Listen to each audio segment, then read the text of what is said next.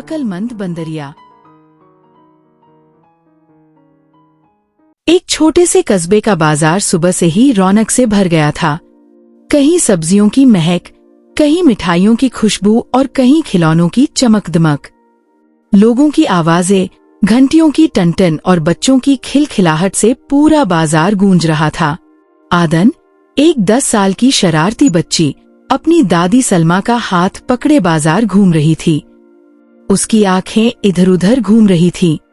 हर रंग बिरंगी चीज को देखकर मन ललचा रहा था। अचानक उसकी नजर एक दुकान पर गई, जहां अलग अलग खिलौने टंगे थे। उनमें से एक खास खिलौना उसकी नजरें खींच लाया, एक लकड़ी की बंदरिया जो दबाने पर ताली बजाती थी। उसका लाल रंग और सुनहरी मनके की माला उसे बेहद सुंदर बना रही थी। दादी, मुझे ये बंदरिया वाला खिलौना चाहिए, आदन उछलते हुए बोली। सलमा ने प्यार से उसकी तरफ देखा, लेकिन आंखों में गंभीरता थी। आदन, तुम्हारे पास पहले से बहुत खिलौने हैं। हर चीज पर पैसे खर्च करना ठीक नहीं। पैसों का इस्तेमाल सोच समझकर करना चाहिए। पढ़ाई की किताबों के लिए, खाने के लिए या जरूरी कामों के लिए। लेकिन दादी, प्लीज, मुझे ये बहुत अच्छा लग रहा है, आदन जिद करने लगी। सलमा ने सख्ती से कहा, नहीं बेटी, हर चमकती चीज हमें नहीं लेनी चाहिए। सीखो कि कब अपनी चाहतों को रोकना है। आदन का चेहरा लाल हो गया। उसने पैर पटकते हुए मुंह फेर लिया, लेकिन सलमा नहीं मानी। आगे बढ़ते हुए आदन ने देखा कि एक कोने पर एक बंदरिया रस्सी से बंधी बैठी थी। उसके साथ एक नट था जो उसे नचाता और करतब कराता। लोग हंसते और ताली बजाते।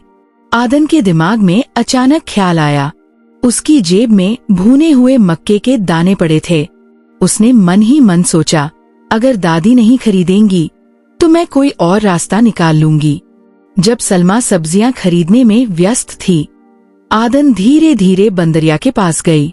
उसने हाथ में मक्के के दाने लेकर धीरे से कहा, सुनो समझदार बंदरिया, अगर मैं तुम्हें ये खाने दूं तो क्या तुम मुझे वो खिलौना ला दोगी? उसने दुकान में टंगी खिलौना बंदरिया की ओर इशारा किया। असल बंदरिया ने उसकी ओर चमकती आंखों से देखा, तुरंत दाने छीन लिए और चींची करने लगी। आदन को लगा कि वह मान गई।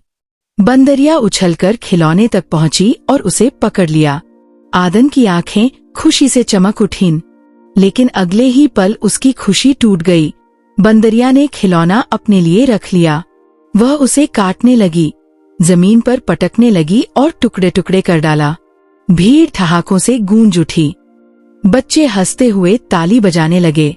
नहीं, ये मेरा है, आदन चिल्लाई, खिलौना छीनने की कोशिश की। लेकिन बंदरिया तेज थी और खिलौना पूरी तरह तोड़ चुकी थी। दुकानदार गुस्से से बोला, लड़की, तुमने मेरी दुकान का सामान खराब कर दिया। सलमा दौड़कर आई। उन्होंने आदन को खींचकर अलग किया और दुकानदार को नुकसान के पैसे दिए। फिर गंभीर नजरों से आदन की ओर देखा।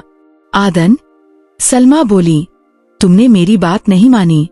जिद में आकर खाना भी बर्बाद किया और चालाकी से खिलौना पाने की कोशिश की। देखो नतीजा, न खिलौना मिला, न इज्जत बची, उल्टा नुकसान हुआ। आदन की आंखों से आंसू निकल पड़े। लेकिन दादी, मुझे बस खिलौना चाहिए था। सलमा ने नरमी से कहा, बेटी, लालच और जिद हमेशा नुकसान देती है। सच्ची खुशी संयम और समझदारी से आती है। अगर तुम धैर्य रखती तो ये शर्मिंदगी नहीं उठानी पड़ती। जिंदगी ऐसे ही सबक सिखाती है। आदन चुप हो गई। उसके दिल में गहरा असर हुआ। उस दिन के बाद जब भी वह किसी चीज के लिए जिद करती, उसे टूटा हुआ खिलौना और हंसती हुई भीड़ याद आ जाती। धीरे धीरे उसने चाहत और जरूरत में फर्क करना सीख लिया। उसने पैसे बचाना शुरू किया और सिर्फ जरूरी चीजों पर खर्च करना सीखा। अब जब वह खिलौनों की दुकानों के पास से गुजरती तो मुस्कुराती और मन ही मन उस चालाक बंदरिया को याद करती जिसने उसे जिंदगी का सबसे बड़ा सबक दिया था। शिक्षा, मॉरल, लालच और जिद हमेशा नुकसान देती है। समझदारी और धैर्य ही सच्चा सुख देते हैं।